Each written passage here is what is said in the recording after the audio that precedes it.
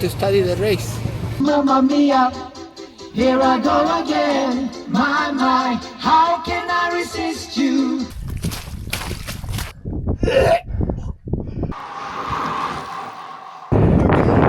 Welcome to Swedeman 2026. It's great to have you all here from so many.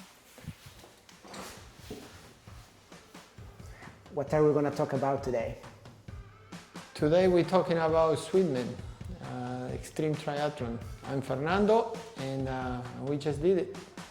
An extreme triathlon in the mountains, and it starts with a 2.4 mile swim in cold water, and then it follows by a long ride. In this case was 128 miles through the mountains and parts of outdoors of Sweden, and then it finishes with a marathon, 26.2 miles, and it goes through excessive amounts of mountains and terrain that I never expected anyway.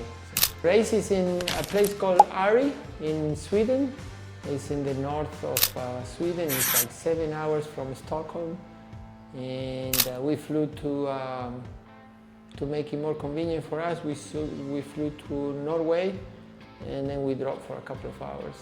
We found an airport in Norway called TRD, or flew to Amsterdam, then connecting there, and then we dropped for a couple of hours. So the bike didn't arrive, and we arrived 3 days before the race, and the bike didn't arrive until the last day. So we actually had to drive back to the airport for a couple of hours, and then 2 hours back when the bike finally arrived. So that put us in a bit of stress and pressure, although I was calm. So once we got the bike, we were wondering if everything was in good conditions. You always do when you travel this far. So fortunately, yes, everything was there, and I'm very experienced on putting that together. It took us 20 minutes or so. Yeah, once we got to Ariel, fantastic place. We went to our Airbnb, and it was fantastic. And once we got everything laid out, we started exploring a little bit of the city. So when we were there in town, there was this bike festival of downhill bikes coming down from the mountain and doing flips right there in the plaza, or this little place. It was fantastic to see these young kids flipping around. This was the mountain where we would have to run. They were coming down from that. Social swim a day before, and the social swim is very good for this type of races because you want to experience the cold water, the shock of that. We tried the water and we figured it was going to be cold, but not that bad, so that was good. So when you are up north, never gets dark actually, so we had to close the curtains because even at midnight you can still see the daylights. In this particular race, we had to meet on a place where they will take every athlete on a bus, on several buses, to the starting line, to the start of the swimming, and then we split from the support crew. So that's when the anxiety kicks on, and I had to kind of throw up, but after that I started getting into the game and get ready for the swim. Once we got there, this was different than other races. There was a little pathway to the lake in the middle of nowhere. There was this imitation of ABBA. You know, ABBA is from Sweden, and there was this guy with two ladies singing. I was a little bit good because it took a little bit of energy, and I love ABBA actually. And the swims are long. They're long. I'm happy I did well, even though it felt pretty long. One thing very, very special about this swim is that you finish next to an amazing waterfall.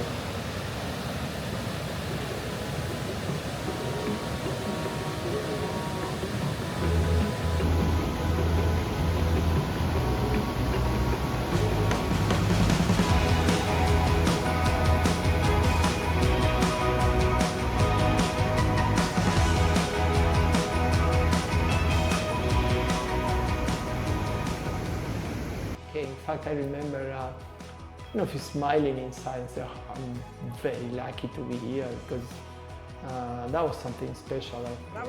Once you get to transition, there is people waiting for you. You grab them, basically, and they grab you and they take you out. And it's full of rocks, and you have to run or walk for 400 meters, I think it is, and it's cobblestones and this kind of volcanic rocks. Send her a picture. They were very painful in your feet.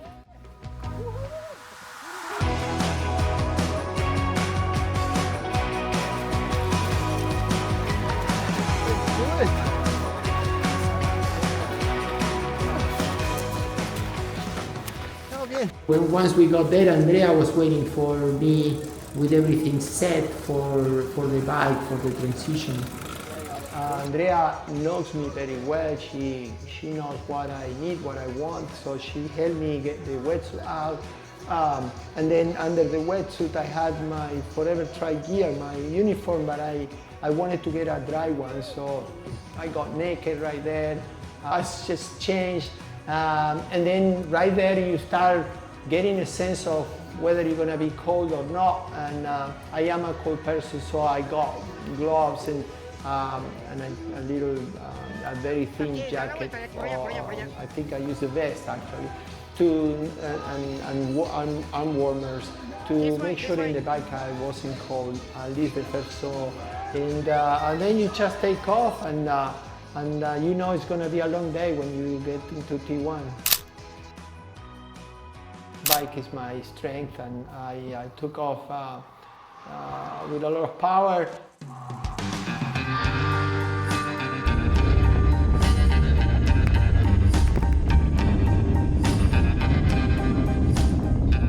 Were 150 athletes in 128 miles. You at times don't see anybody, and then once you see them, you might see them again. You may pass the person, and they might pass you back, and that was the kind of a bit of a game, if you like. The terrain was rolling hills for the most part. There were no big mountains. Those rolling hills could be a bit, I guess, unmotivating you, because you see them from far away and you know it's going to be hard. Andrea and Armando were leapfrogging me. I was going to see them. Their main task is to make sure I'm okay, but also provide any nutrition for me. The energy level changes when you bike that long, up and down. For the most part, I felt good, I felt energized, knowing that what was coming was going to be hard, which is a long run. The end of the bike was super hard. I realized that I have a few miles to go, and it was pretty steep. Bravo! Bravo!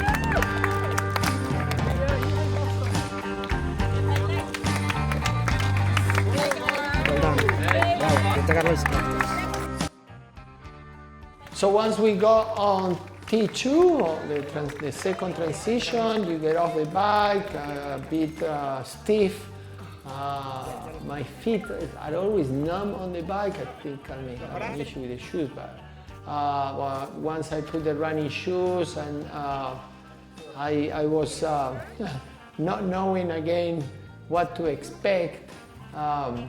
Andrea was giving me my vest, my running vest with all the mandatory equipment, and we actually I challenged her on that because I was thinking we didn't need it until the second part of the race. She said, no, you need it now. In fact, we asked one of the volunteers there, and they said, yeah, you need it. And oh my God, I'm glad I did that because I really needed everything that I carry with me, which was some layers. It did rain, some water, some gels, and so on. So the first portion is, I guess, 18 miles or so. You run solo. Again, didn't know what to expect.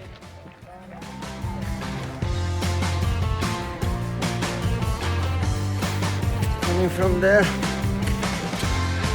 Whew. And this is just mile 2 of. And look at this. There's no way. Fuck. This is just. Look at this. It's a swimming pool. There's no way I could avoid the water. Look at that. It's sick. It started raining. I got jacket off and was, you just start feeling miserable. This is, after an hour and a half on the swim, 6-7 hours on the bike, and here you are, a couple of hours in, just suffering altogether.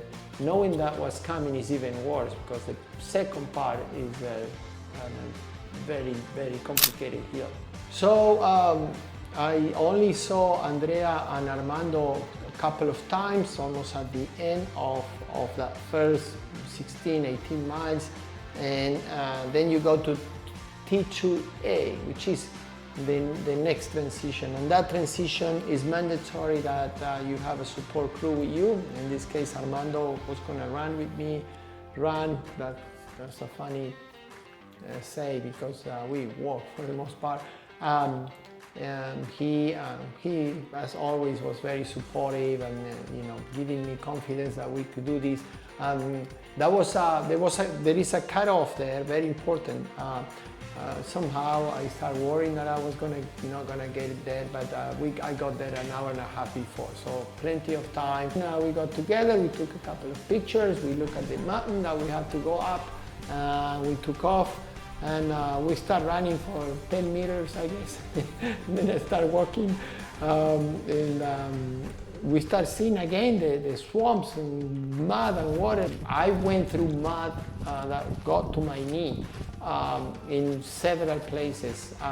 And then we could see the mountain. And we were all day wondering. We were wondering if that was the mountain that we had to run or climb. And we were always saying no, no, no until we got there. We saw the first ice and we thought, oh, we are on the top. And that was not even close.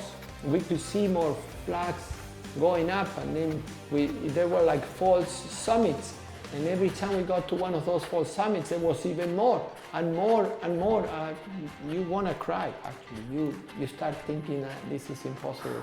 And we were all the time thinking, this is not right? This is, but we knew it was. So we got to the very top finally, cold now, because once you get elevation, you start getting cold and windy, and I was kind of lazy or tired. I didn't want to take more things off. I only had this thin jacket with me, and I had more layers, but I didn't want to take them off, and no gloves. So we kept going. I was cold, I was freezing. Almost at the top, we see people from the race with a camera and a microphone. The guy said, oh, good luck on the top. I'm like, what he mean? And he meant that we needed to keep going. So I was a bit depressing about that. Once you get to the top, there is like a checkpoint, and there was a guy there waiting for us. He took a picture. We smiled. We were done. I was done. Armando was a bit more talkative than me, and then we that's kind of a feeling of accomplishment and a feeling of okay, we did this. This is we got it.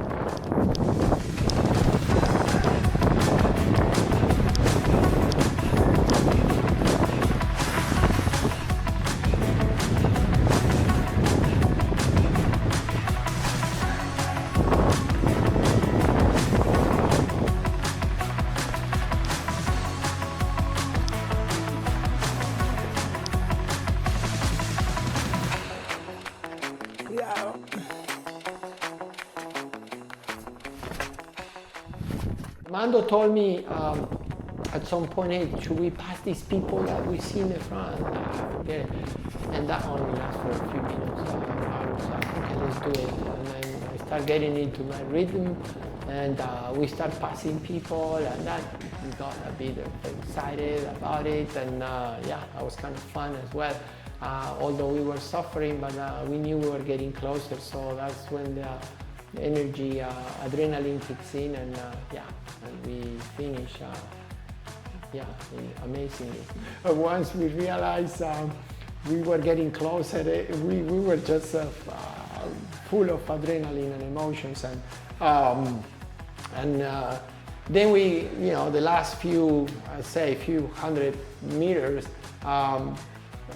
we knew we did something amazing, and you start feeling proud, you start even crying inside. And once we saw the finish line, which had to be moved because of this bike event, we just fill ourselves with joy and a big smile, and Andrea was there waiting for us, and yeah, we were extremely happy. We ended up going down like if we were skiing, and what a great moment, what a great feeling of accomplishing something like that. This was a race I did not expect to be that hard. I think I underestimated it, and what an amazing journey. Fernando, you will not get to see this, but here we are, carrying your bike and your stuff. And that's all there, and that's all the cars. Really long. Yeah. Really far. You are the dancing queen, young and sweet, only 17. Dancing queen, feel the beat from the Here we are walking to transition. Super cold. Yes. It's like 8 degrees, but it feels really cold. And it's just 4:45 in the morning. It's beautiful. Gracias, love you. Y yo Y yo.